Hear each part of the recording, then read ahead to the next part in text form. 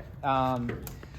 So for this fabric cutter, you adjust the level by this thing right here. So just get a screwdriver,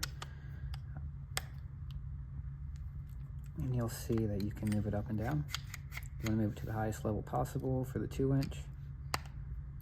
Screw it tightly.